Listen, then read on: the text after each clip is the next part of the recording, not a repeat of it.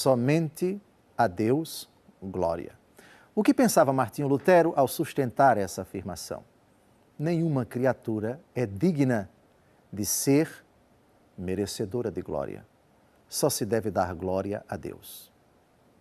Lutero assim pensava, tentando se contrapor aos santos da Igreja Católica, que eram e são honrados, que são venerados. Lutero contestava esse tipo de veneração que a Igreja Católica do seu tempo prestava aos santos e aos beatos. Lutero também contestava a honra, as homenagens que se prestava naquele tempo às autoridades eclesiásticas, ao Papa, aos cardeais, aos sacerdotes, a quem quer que fosse. Lutero, portanto, radicalizou: somente a Deus glória. Nada de glória aos anjos, nem aos santos da Igreja Católica, nem a nenhuma criatura. Só Deus é merecedor de glória. Somente a Ele glória. E ele citava textos da Escritura para sustentar, para fundamentar o seu pensamento. Vamos então aos textos citados por Martinho Lutero. Isaías capítulo 42, versículo 8. Eu sou o Senhor. Esse é meu nome. A ninguém cederei minha glória, nem a ídolos minha honra. Martinho Lutero interpretava assim esse texto: somente Deus é merecedor de glória e Deus não concede esta glória a ninguém. Esta honra, esta prerrogativa é única e exclusiva dele. Só existe glória em Deus.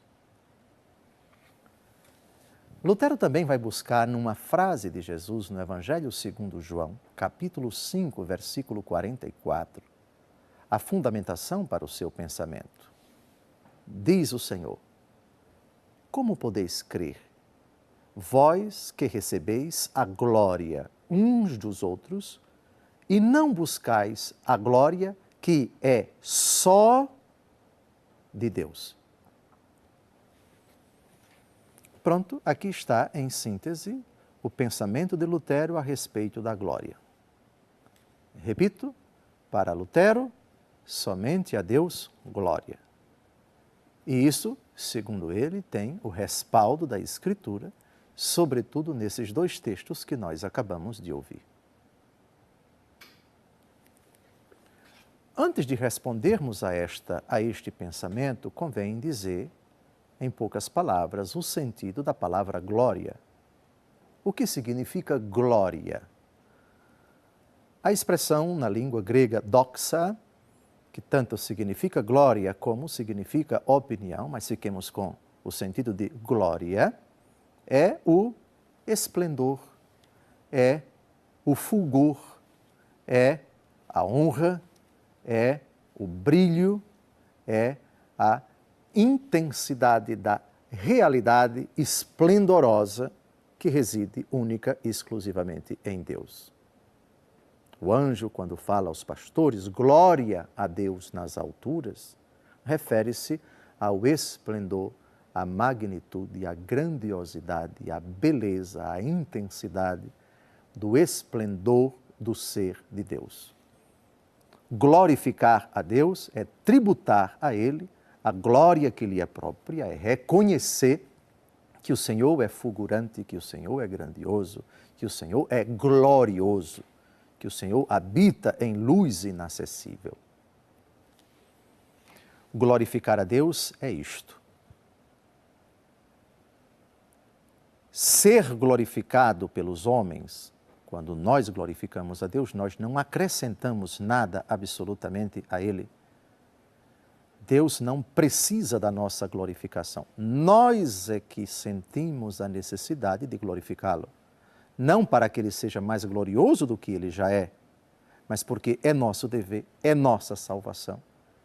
O que agrada a Deus quando o glorificamos é que, glorificando a Deus com as devidas disposições Nós participamos desta glória, nós nos santificamos porque, como rezamos na missa, é nosso dever e é nossa salvação.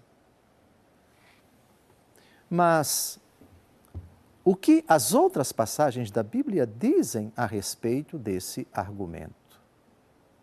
É verdade que a glória em sentido absoluto, em sentido estrito, é só de Deus. E não buscais a glória que é só de Deus, disse o Senhor, no texto que acabamos de citar. Porque somente Ele é o ser infinito, é o ser glorioso. Todas as criaturas, todos os outros seres fora dele, vieram dele, procedem dele, são obras dele, conduzem a ele, o único glorioso, essas criaturas, o seu louvor, a sua glorificação, a sua adoração, o seu reconhecimento é verdade. Em sentido estrito, em sentido absoluto, em sentido ontológico, em sentido metafísico, a glória só é devida a Deus. Nesse sentido, a afirmação luterana, que não é absolutamente luterana, mas é bíblica, glória que é só de Deus, foi Jesus quem disse isso, o texto já foi citado nesse programa. Não é que Lutero estava certo, a escritura citada por Lutero é quem está certa. O problema não é a escritura, mas a interpretação que Martinho Lutero dá a essa afirmação. Isso por quê?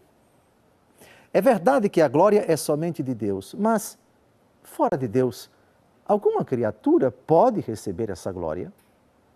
Alguma criatura tem uma glória que é sua? Em sentido absoluto, não. Tudo aquilo que nós temos, com exceção do pecado, não veio de nós, não é fruto do nosso mérito.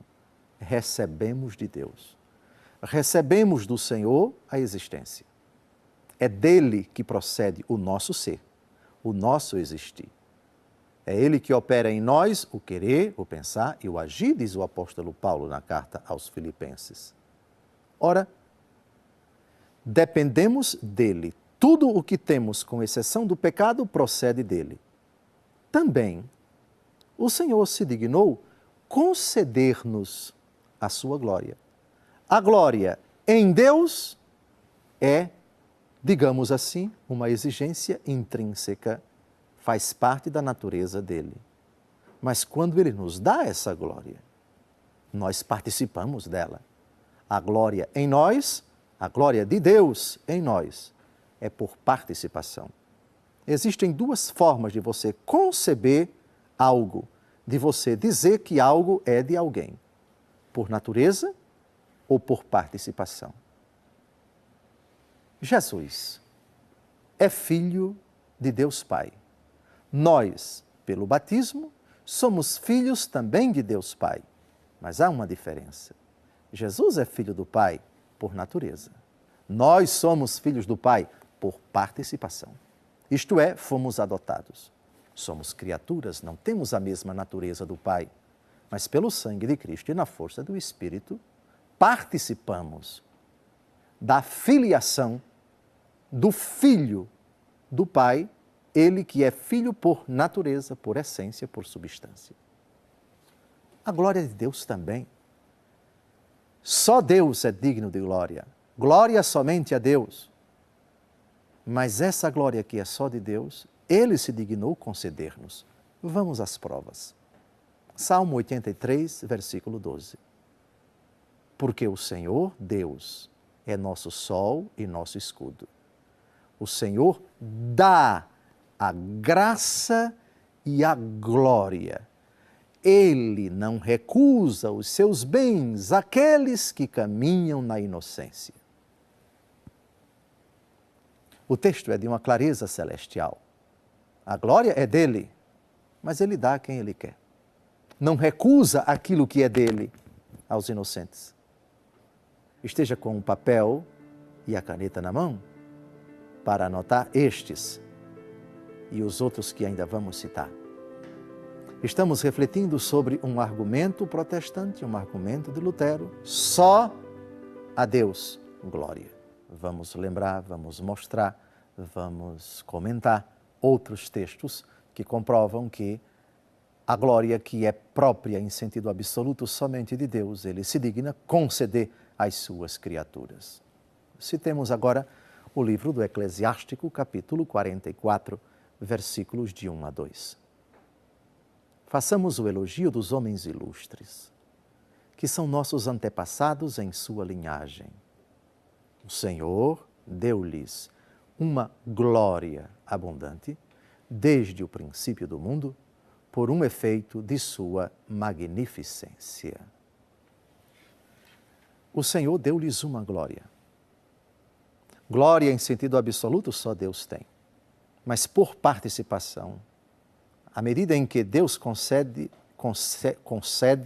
essa sua glória aos demais, ou seja, aos outros seres fora dele, aqueles seres que foram criados por ele, nós temos então propriamente seres glorificados, seres que possuem a glória de Deus por participação. A glória em Deus é por natureza, é devida, porque é própria de Deus a glória.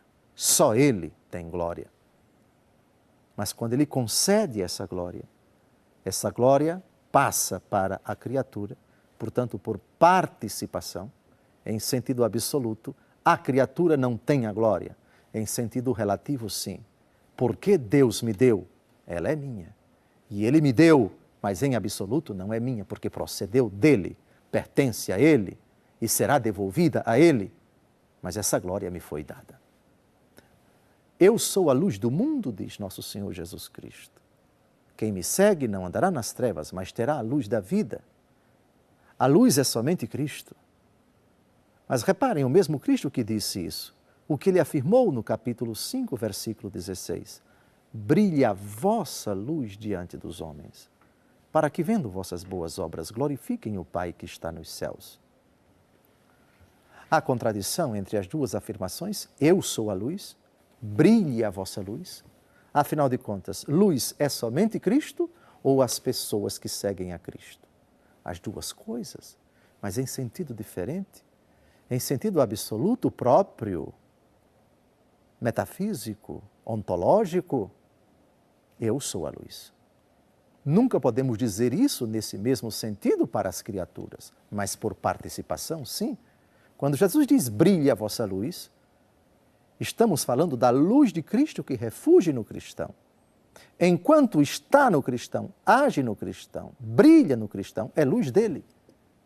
Mas em sentido absoluto, a origem dessa luz é Deus. E é para a glória de Deus que ela deve brilhar, que ela deve refulgir. Vamos agora ao Evangelho segundo Mateus, capítulo 6, versículos de 28 a 29. Lembrem-se, o protestantismo diz somente a Deus glória.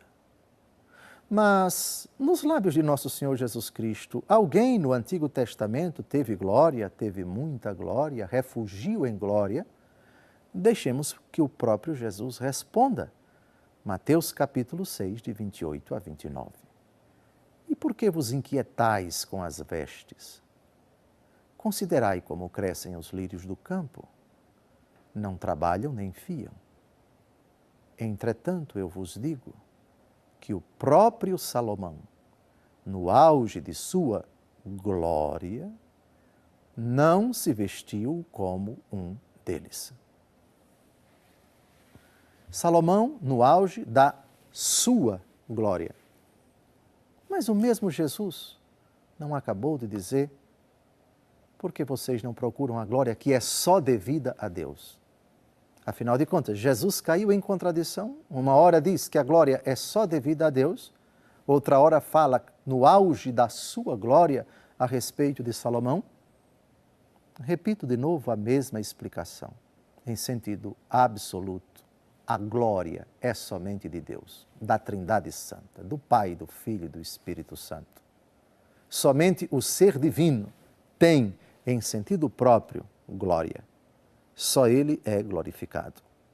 Mas, por participação, a glória é concedida gratuitamente às criaturas.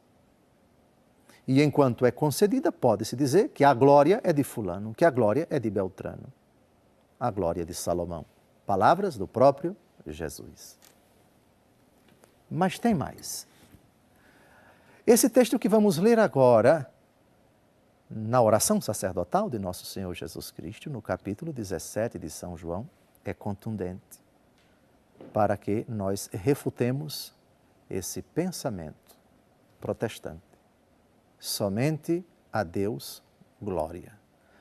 Eu repito, em sentido absoluto, essa afirmação não está errada. Ela é até bíblica. Dos lábios de Jesus saiu essa afirmação. Porque vocês procuram a glória que só a Deus é devida, falou o Senhor no capítulo 4 do Evangelho segundo João.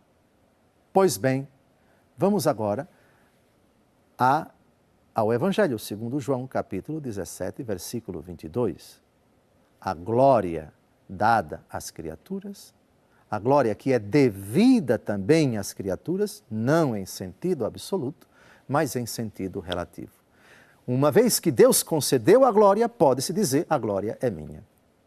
Meus olhos pertencem ao Senhor, mas no momento em que o Senhor me fez, me criou e colocou olhos no meu corpo, eu posso dizer, meus olhos, minhas mãos, minha boca, mas em sentido relativo, não em sentido absoluto. Não sou autor de mim mesmo. Em sentido absoluto, tudo isso daqui não me pertence, mas pertence ao Senhor.